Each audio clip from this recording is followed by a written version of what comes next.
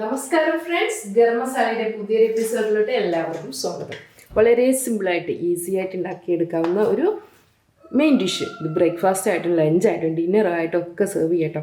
ഇതിന് വേണ്ടിയിട്ട് ഞാനിവിടെ ഒരു കാസ്റ്റ് അയൺ സ്കില്ലറ്റ് ചൂടാക്കി എടുത്തിരിക്കുകയാണ്. ഇതിലോട്ട് ബട്ടർ ചേർക്കാം. ഇത് ഹോം മെയ്ഡ് ബട്ടറാണ്. അപ്പോൾ ബട്ടർ ഒന്ന് ചൂടായി വരട്ടെ. അതുപോലെ തന്നെ ഞാനിവിടെ 2 മുട്ട എടുത്തിട്ടുണ്ട്. താറാവിൻ്റെ മുട്ടയാണിത്. ഇതെല്ലാം ഓർഗാനിക് ആട്ടോ, വീട്ടിൽ തന്നെ ഉണ്ടായ നമ്മുടെ താറാവിൻ്റെ മുട്ട കേട്ടത്. അപ്പോൾ ഇവിടെ 2 മുട്ട എടുക്കുകയാണ് ഞാൻ. ചീസ് ബ്രെഡ് ഓംലെറ്റ് ആണ്. ബ്രെഡ് ഓംലെറ്റ് വിത്ത് മസാലയോട് കൂടിയൊക്കെ നമ്മൾ ഒരുപാട് ഉണ്ടാക്കാറുണ്ട്, അതായത് വെജിറ്റബിൾസൊക്കെ. പക്ഷേ ഇത് ഒരു ഇൻസ്റ്റൻറ്റ് റെസിപ്പിയാണ്. അപ്പോൾ ഇതിലോട്ട് ഞാൻ 2 മുട്ടയിലെടുത്ത്, അപ്പോൾ ഒരു മുട്ടയെ വെള്ളം ഒഴിക്കുന്നുണ്ട് കേട്ടോ. അതായത് മുട്ടയുടെ ആ തോടിൽ കുറച്ച് വെള്ളം എടുത്ത്, ഒരു മുട്ടയുടെ അത്രയും വെള്ളം. എന്തിനാ വെച്ചാൽ പ്രത്യേകിച്ച് താറാമുട്ട ആയതുകൊണ്ട് കുറച്ച് ഹാർഡായിട്ട് നമുക്ക് ഫീൽ ചെയ്യും. അപ്പോൾ അതൊന്ന് ഒഴിവാക്കുന്നതിന് വേണ്ടിയിട്ടാണ്. ഇനി കോഴിയുടെ മുട്ട എടുക്കാം. ഇനി ആവശ്യത്തിന് ഉപ്പ് ചേർക്കാം. ഇത് നന്നായിട്ടൊന്ന് ബീറ്റിയെടുക്കാം.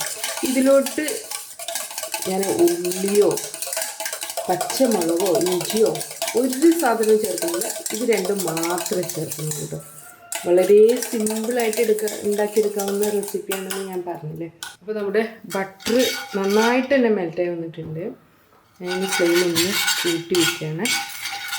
1, 2, 3 ടേബിൾ സ്പൂണൊക്കെ ബട്ടർ ചേർക്കാം കേട്ടോ.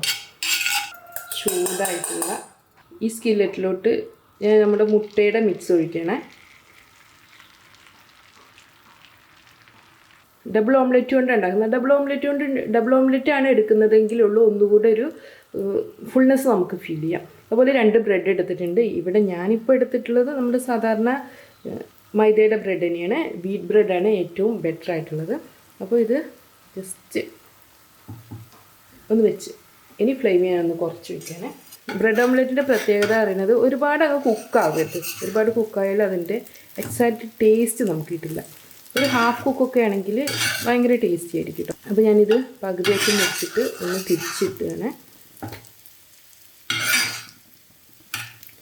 ഇനി നമുക്ക് ഇതിലോട്ട് ചീസ് കൂടെ വയ്ക്കാം. ഈ ബ്രെഡ് ടോസ്റ്റ് ചെയ്യുക അങ്ങനെയൊന്നും ഞാൻ ചെയ്യുന്നില്ല കേട്ടോ. ഇവിടെ ഇപ്പോൾ ഞാൻ എടുത്തിട്ടുള്ളത് ചീസ് സ്ലൈസാണ്. ഇനിയിപ്പോൾ ഇതിന് പകരമായിട്ട് നമ്മുടെ ഷ്രെഡഡ് ചീസ് ഉണ്ടെങ്കിൽ അത് ഉപയോഗിക്കാം. ജസ്റ്റ് ഈ ഓംലെറ്റിൻ്റെ മുകളിലോട്ട് വയ്ക്കാം. ഇനി അടുത്ത ബ്രെഡ് ആൻഡ് മുട്ടയുടെ മിക്സ് ഉണ്ടല്ലോ, അതെടുത്തിട്ട് ഒരു ടവർ പോലെ ഇതിൻ്റെ മുകളിലോട്ട് വയ്ക്കാം. അങ്ങനെ നമ്മുടെ ഈസിയും ടേസ്റ്റിയുമായിട്ടുള്ള ചീസ് ബ്രെഡ് ഓംലെറ്റ് റെഡി ആയിട്ടുണ്ട്. ഇനി ഈ ചീസ് ഒന്ന് മെൽറ്റ് ചെയ്യാൻ വേണ്ടി വെയിറ്റ് ചെയ്യൊന്നും വേണ്ട കേട്ടോ. ഈ ചൂടിലിരുന്ന് തന്നെ മെൽറ്റ് ചെയ്യും. ഇനി ഇതിനെ ഞാൻ സെർവിങ് ഡിഷിലോട്ട് മാറ്റിയാണ്. പാനിൽ നിന്ന് എടുത്ത ഉടൻ തന്നെ സെർവിങ് ഡിഷിലോട്ട് മാറ്റി ഉടൻ തന്നെ കഴിക്കാം. നല്ല ടേസ്റ്റ് ആയിരിക്കും. അപ്പോഴെല്ലാവരും ട്രൈ ചെയ്ത് നോക്കണം കേട്ടോ. വീണ്ടും നല്ല റെസിപ്പികളുമായിട്ട് നമുക്ക് കാണാം. Thanks for watching. Thank you.